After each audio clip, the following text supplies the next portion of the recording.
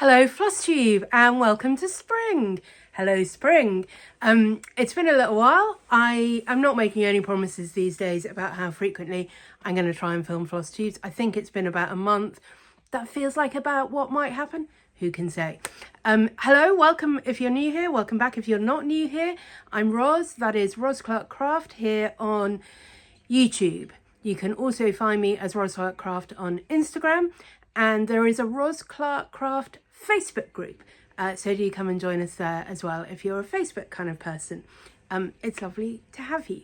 So I've got a number of things that I have been stitching, and I have got some life news. If you follow me on Instagram, you know what the life news is. It's not any surprise. I will talk about it at the end, not just because people might not be interested, but also I might start crying. So, you know, it's fine. If you're worried, it's fine. Okay, what have I got? So I think since I last saw you, I have had a fully finish and a couple of finishes. Well, actually, I've had quite a few fully finishes. We'll come on to those in a minute. I've got a couple of things that I've started. I've got a plan. One thing you're not going to see in this episode is my A Saviour's Praise. That is my big project this year that I'm working on. It is, the plan is for that to be a wedding present. My godson is getting married in August, and I hope to be able to give it to them around about the time of their wedding. I have done some on it, I'm sure, since I last saw you. I've not done any for the last couple of weeks, and that's kind of related to my life update. But the plan is certainly to get cracking on that again very shortly. What have I been stitching? Well, I think since the last time I saw you, I did do this fully finished. So I'm pretty sure you'd seen Dandelion stitched last time.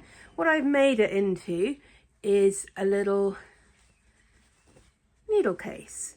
I do have a video tutorial for how you finish into a needle case. I apologise, it's not very well done and some of the stitching falls off the edge of the screen. I do have a plan to redo it, but don't hold your breath. But essentially you stitch one of the stitch quilt hexagons as normal. You do the second one, but instead of your stitch piece, you put in something here. Mine is, I think, a cotton quilt batting, but you could use felt or boiled wool or whatever you've got that you like to use as the inside of a flannel would be good as the inside of a stitch book. I put in 2 layers just to give it some extra thickness. Finish that the same way, stitch the 2 together and attach your ribbon to tie them together. I use this lace for mine to tie mine together. So that's a very pretty little finish. I think that would make a super gift. Could be a little smalls exchange, could be a gift for a friend. You could do one maybe with their initial or one that's something they're particularly interested in. Here's a little side note on dandelions. I do love a dandelion and I think they get a very bad press. Last year, some of you will remember, I went to Paris in April for my birthday as part of a textile trip. And one of the things we did was go to Versailles for the morning. And I'd been to Versailles before, quite a long time ago, but nonetheless. And it was a beautiful day. So I thought, you know what, I'm going to go around the gardens because I hadn't done that previously. And I was charmed and delighted to find an entire bed absolutely ablaze with colour from dandelions. And I'm like, if it's good enough for Versailles, it's good enough for my garden. So love a dandelion. So I've done that. I've stitched a couple more that I think you've not seen before. So we've got I is for ice cream. Quite pleased with that one. And J was tricky. I had a number of ideas for J. I didn't love any of them. And then I came up with J is for jigsaw. I really like that. I really like that. And, you know, that's a perfect one for doing any colours. I mean, the ice cream one, obviously, you can pick your favourite flavours. I have got raspberry ripple, mint choc chip, and a kind of mango peach sorbet. But, you know, you pick your favourites. Absolutely. And, you know, I've done all my jigsaw pieces in solid colours, but they'd look really nice in variegated. Or, you know, you could try and make them look like bits of sky and bits of tree and bits of an actual jigsaw if you wanted. So those 2 will be coming in due course. I think today will be when this video comes out. I will be releasing H is for heart. It's a very small, simple one. But I will show you probably when I put that up a photo on the Instagram of the finish that I've done for that, so you can see why some of them are a little bit simpler than others. It wasn't as straightforward a finish as I was hoping for. I'm going to do it again and do a tutorial for that, but yeah, so that's finishes, fully finishes. Well, not quite, because if you've seen my Instagram, you'll know that I've been suddenly on a massive Mill Hill kick. Now it started with this one, and I got this one, you may remember I've been working on a number of sort of stitching related pieces, and I had this one and I thought it would be super fun to put it next to this rather than stitch the pincushion that comes with this pattern. This is a freebie from, I think, Puntini, and it does have a charted pincushion, but I was like, well, why don't I just stitch the Mill Hill one, and then I can have a super beaded one.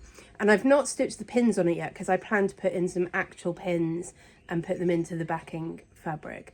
I have stitched in the needle and the thimble and the little, I love the little charm on this one. It's a little, you know how on a pincushion you often will have the extra little strawberry with the emery in to sharpen your needles, and so it's got a little charm to be that. Anyway, I stitched that and I really enjoyed it. So then I started looking for some more Mill Hill kits.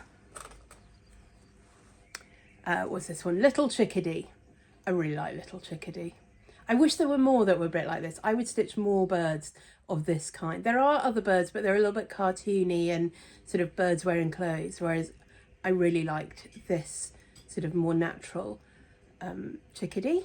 So that was fun. Then I was like, oh, I have to stitch some more. So then I stitched this one. This is a butterfly. Might be the peacock butterfly. I used to be better at butterflies than I am now, to be honest. But anyway, it's one of the butterflies. That was fun. None of these, by the way, are stitched entirely as charted, you know, because they're mine. And then I stitched the little mason jar with flowers. I really like this one, actually. I really like the way the stems are in the water and the jar's just sort of suggested by the beads. Yeah, I think that's a really nice one. So that's mostly what I've been stitching in the last 2 weeks, is pretty much continually these. I find I can do the stitching one evening and the beading the next evening, more or less. Yeah, and they're all in the kit. You don't have to do any thinking. And they're small. Even if you go wrong, it's pretty easy to fudge it, I have found. So I have one more left to do, and I now don't have the picture of it. Helpful. It is the, yeah, no, I definitely don't. I don't know where I put it. I've got the Mushroom House one. So it is a little bit cartoony, but it's very sweet. Yeah, it's called Mushroom House. It doesn't have a garden gnome on it, but it's like the garden gnome series. It's got a little butterfly on it, and again, quite sweet and springy. I don't have many mushroom stitch things, but I would quite like to have some. So I will soon have that one, I think. That is the only one I've got left. I get paid on Monday, and I've got quite a list that I plan to order on Monday.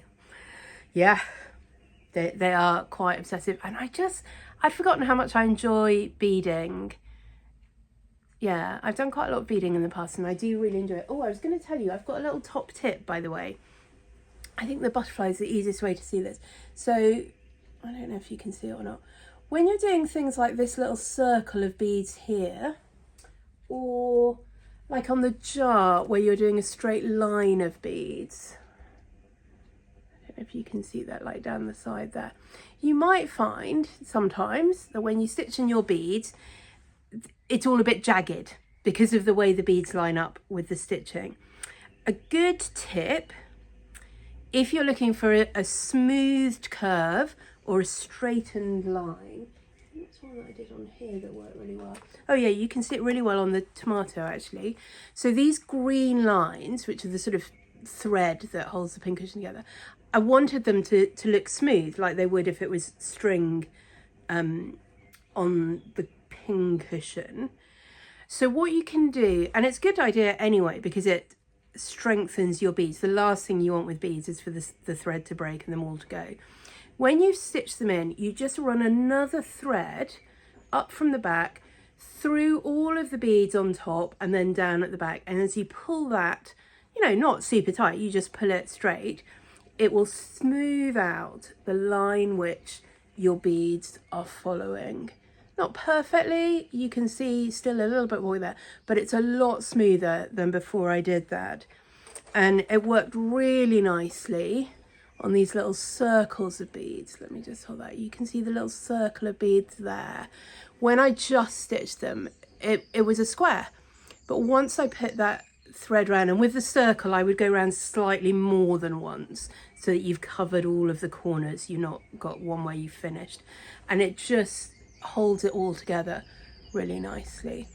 I haven't yet backed any of these, but what I have done, might not have done on all of them yet, what I plan to do and have done on some of them is just put some PVA glue on the back, just to hold in all the stitching, particularly make sure that all the stitching that holds the beads is fully stuck down. And then I don't know, I guess I will put some felt on the back and make ornament. I don't really know. I've got obviously a plan for this one. I don't really have any plans for these. I just liked stitching them. So if you've got any great ideas of how to fully finish your Mill Hill kits, I'm not sure I will ever hang them up just as, I mean, maybe, but I don't think there's anywhere sensible that I would just sort of hang them as ornaments. So I think someone suggested patches. I don't want to put them on anything that's going to go in the wash, obviously, but maybe I could find some. Anyway, let me know if you've done anything interesting with a Mill Hill finish. Okay, I think those are all my finishes. I have had a couple of starts, slightly accidentally. I didn't really mean to have two, but anyway, I do. So again, in the sort of stitching series that I'm doing, I started on one of, let's put this the right way up, one of the smaller hexagons. This is Hands On Design Vintage Stitch 2 Hexi. I don't know that I'm going to do all of these hexagons, but certainly some of them. So I started on this one here, and again it's for the same sort of stitching patchwork display thing that I'm going to do, and they're all in these kind of colours of the reds and the purples and the pinks. So I've started that. This is going to be, I think, the little strawberry, yeah. And then what else is there on here? I think that's it, actually. There is just that little strawberry. There you go. So that's nearly done, but I am going to do at least a couple more of those. I want to do this one with a little hoop, with the strawberry on the hoop. I probably will do this one at the top. Yeah, we'll see. I probably won't then also do the big one unless I do that for a separate piece. Like, that would be a really nice smalls exchange piece. So we'll see. I may or may not do some more of those. I need to get back to it. I'd forgotten that I started that, and then I started my next little stitchy piece, which is JBW Stitching in the Round. I did JBW Spring in the Round last year, and I really enjoyed stitching it.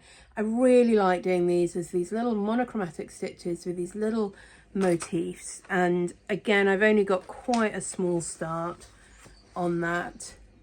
I think this might be 40 count, might be 36. Anyway, I think it's an offcut of Ballet Slipper from Fox and Rabbit, but again, it might not be, don't hold me to that. And I've put in a few threads on that, but not loads. But that's a really nice thing to stitch. I think I was stitching this and then I got onto the Mill Hills and everything else went out the window. So, you know, there we go. Anyway, that is all the stitching, I think. I do want to say this, bought this at Stitch in London from Talking Dog Stitchery, but other places do sell them.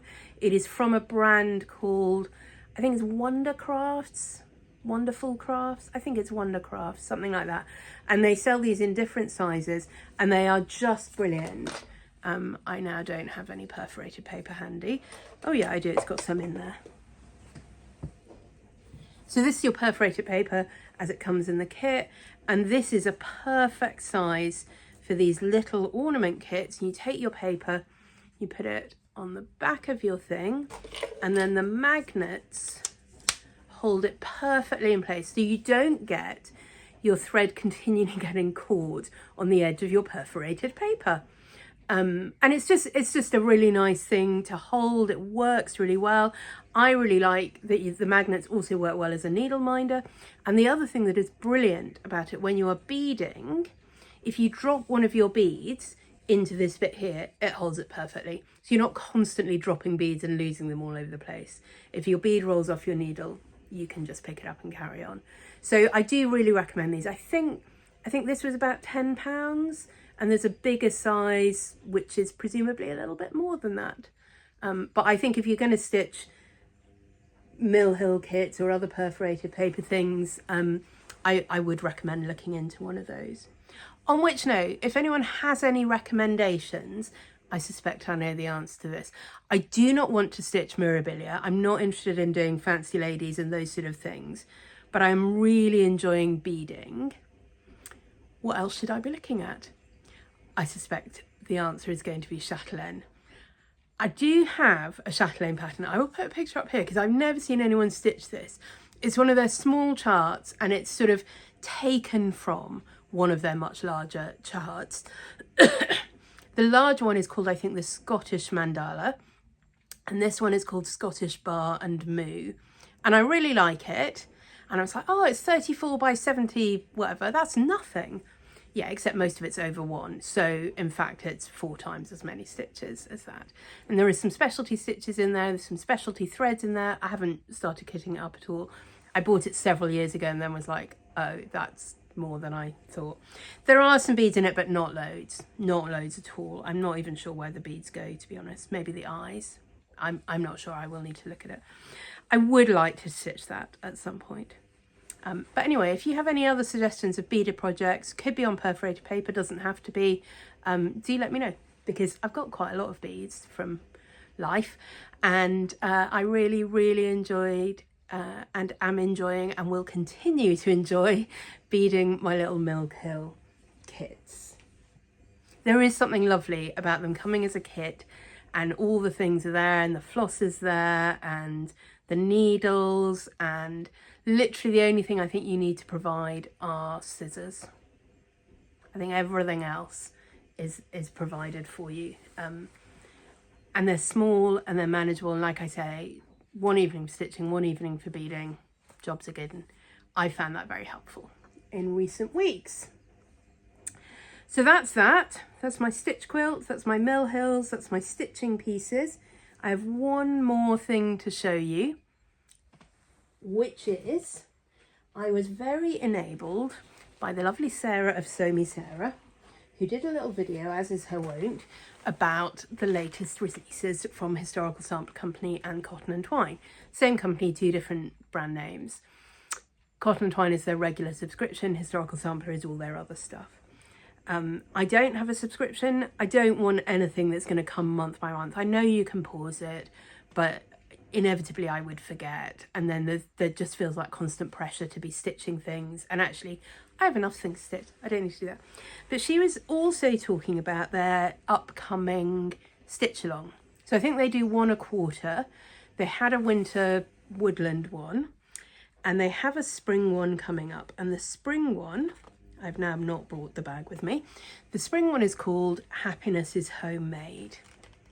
And I looked at it, and I looked at the colours, and I looked at the little sneak peek, and it's my birthday in April, and it starts in April, and I was just like, and I was feeling a bit sorry for myself, and I'm like, do you know what, I'm going to treat myself, not just to the stitch along, I'm going to treat myself to the kit box. So that's what I got. I opened it earlier. I'm not going to do a full unboxing. I'm sure, you know, you can go and look at Sarah's videos and others if you want. But I will just show you. It came with this lovely project bag. Isn't that pretty? Handmade with love. I really like that, and I would definitely use that again. It came with a hoop. I don't know, and I'll be interested to see. I do wonder whether this stitch along might be circular to be framed in a hoop.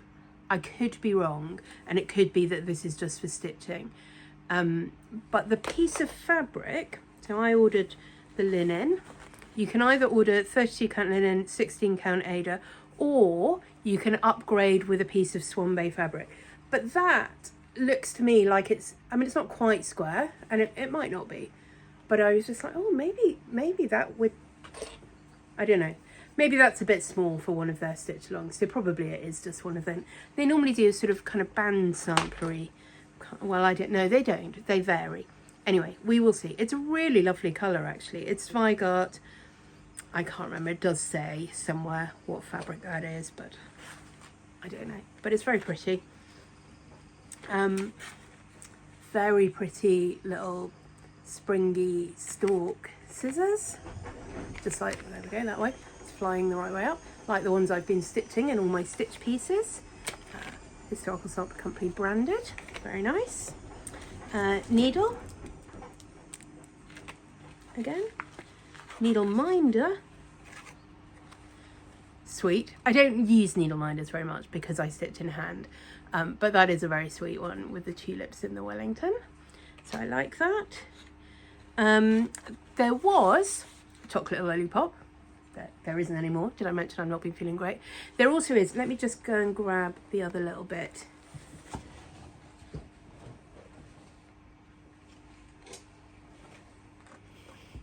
I have already added this to my spring display, but I will just show you. Little goose.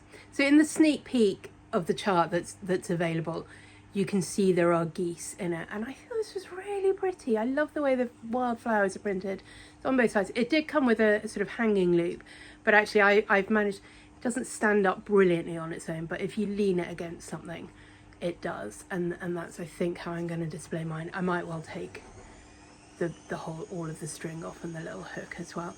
But I think that's so sweet. I think probably not all, but often, as far as I can tell, the sort of extra little gift bits that they include in their boxes are from a company called Gisela Graham.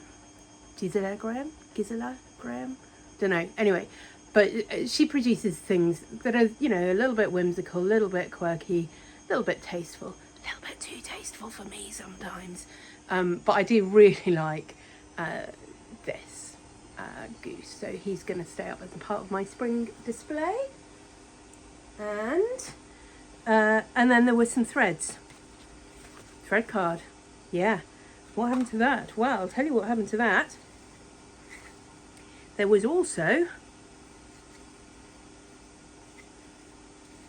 a floss holder.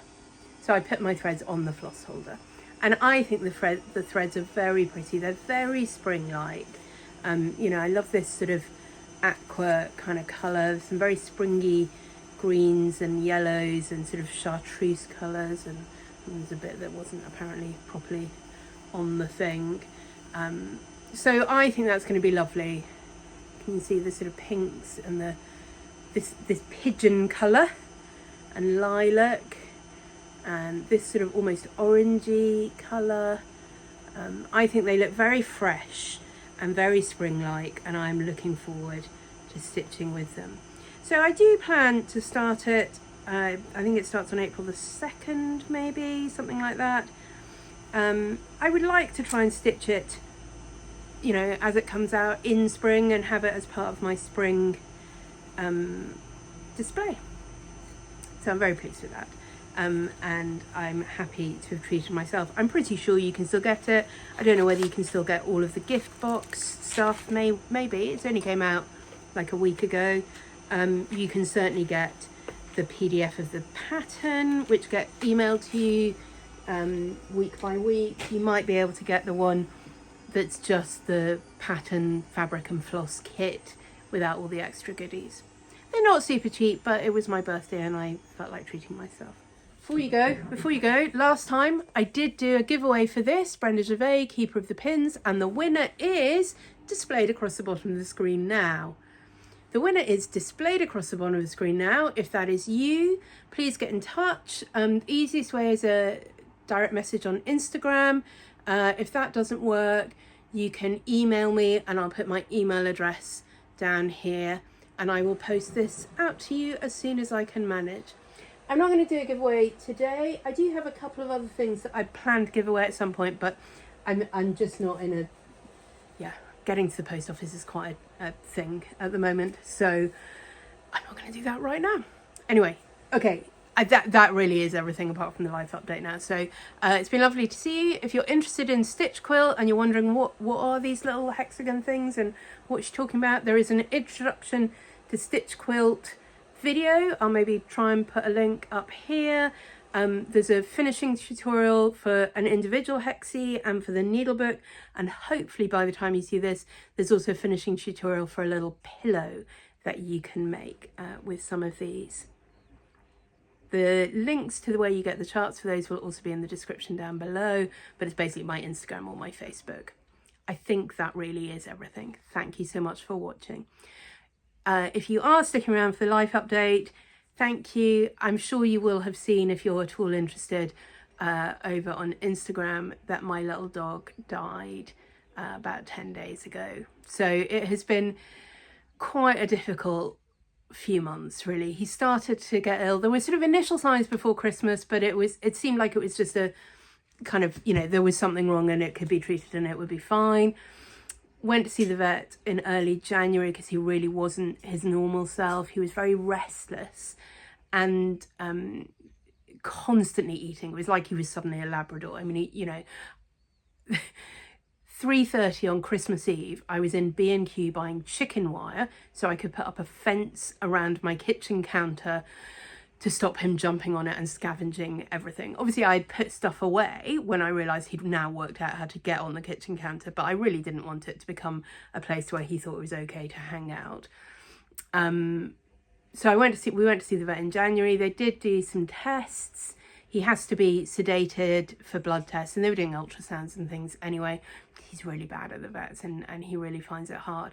So he was under anaesthetic. He took a very long time to come around from the anaesthetic and was really quite unwell for about 10 days after that, with digestive problems and, you know, lack of energy, and he really struggled to get back to his normal self after the anaesthetic. The tests all came back negative. The vet and I do think maybe there was a false negative. There was a thing we're pretty sure he did have called Cushing's disease. Yeah, and it may be that the sedatives he was under skewed the blood tests and it didn't come out. Anyway, we decided that at that point there was no sense in going for further tests because it was so debilitating for him anyway. And what they would have to do the further tests would definitely be skewed by any kind of anaesthetic we would give him, and he couldn't do it without it. So there was no point. And that was, yeah, early January. Within the next 3 to 4 weeks, he became almost completely blind. He'd started, I think, to lose his sight before that, but really very quickly he suddenly couldn't see at all. He was still having digestive issues. He was having issues with sleep. He was becoming increasingly unwilling to go for walks at all. And, you know, he just wasn't his normal self. He was still eating a lot, but other than that, life was quite difficult for him. He was having mobility issues, and it was hard to always tell whether it was mobility or his eyesight. Like, he would really struggle to get in and out of the car or to get on and off the bed. And part of that, I think, he was finding it harder to jump, but also he couldn't judge distances very well, and so he'd get really, really scared and not know how to get down, and that would all take palaver. And he'd go out in the garden just to do a wee and then get lost for half an hour trying to find his way back home. It was quite hard, and in the end somebody said, do you think he might have dementia? And suddenly it all clicked into place, and I googled, and other than loss of appetite, never had loss of appetite, he had every symptom of dementia. He was staring at walls, he was whining for no reason, he was getting up in the night as if it was day. He had been having problems with continence, and I never got the sense it was that he couldn't hold. It was just that he wouldn't know where he was, and would just look around and think, oh, this seems a good place to do a wee, or this seems like a good place to do a poo, and I'd be like, not really, Charlie. But that made a lot of sense when suddenly we realised it was a dementia. And anyway, it just got to the point where I could not keep him safe. And I didn't feel like it was safe. Even just going into the bathroom for 10 minutes felt like he could do himself quite a lot of damage. He was trying to jump up onto the sofa, but nowhere near where the sofa was, so then he'd just sort of bounce off the wall and land funny and get himself into corners and not know how to get out.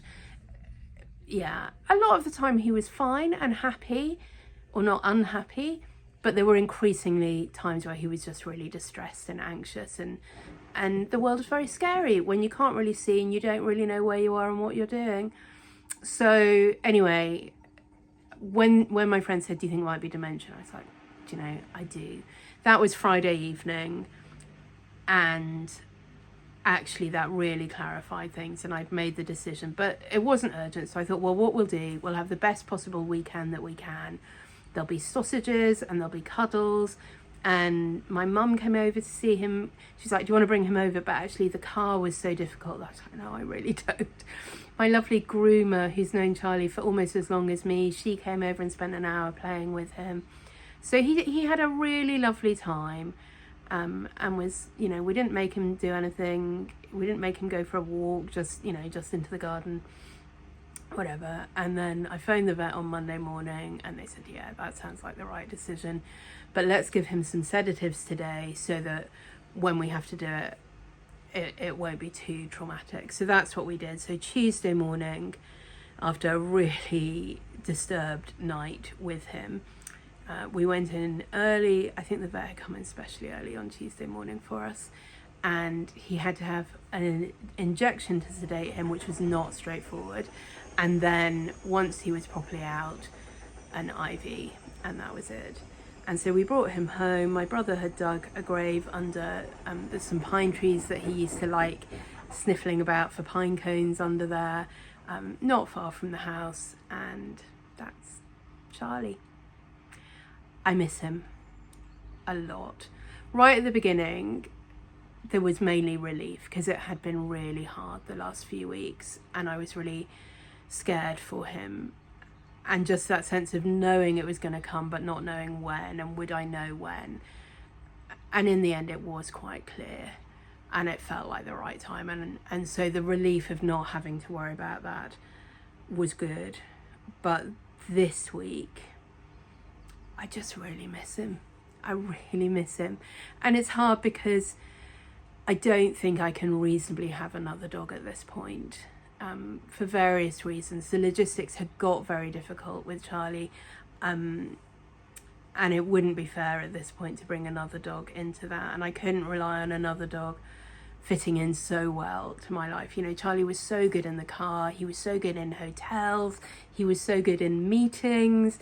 You know, he's been to all kinds of things, and just like he's came on art retreats with me, and synod fringe meetings and work meetings and conferences, and you know, he was just no trouble in those. He was trouble in other ways, but he really fitted well into my life. But you couldn't guarantee that another dog could do that.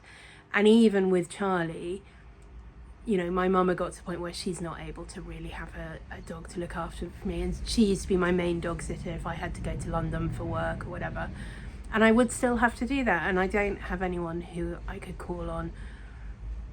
So I've been looking into, various people have suggested sort of borrow my doggy, and someone suggested a really lovely charity that helps older folk with pets, and they do a number of things. So fostering if somebody's got to go into hospital for a few weeks, or adoption if somebody's, you know, more long term moving into care or can't look after their animal, but also just helping older people who can't get out for walks take their dog out, so they can keep their dog at home with them, but you can go and you know, maybe take the pets to the vet or take them out for walks regularly and that sort of thing. So I think I will look into something like that at some point, but probably not right this second, because really the only dog I want right now is Charlie. Anyway, I thought I would mention it, partly because a lot of you, if you've been to Stitch in London, will have met Charlie, and if you've seen him on my Instagram, you certainly have seen Charlie, and a lot lately, and I like to talk about him a lot because he's my best boy. So anyway, I'm going to put up a few photos of Charlie at the end of this. Feel free to fast forward through them. If you are not interested in the handsomest, cutest boy in the world, I don't know why you wouldn't be. Anyway, thank you so much for watching. I'll be back I don't know when, with another proper Flosstube, but hopefully also back quite soon with another stitch quilt tutorial. All right, take care.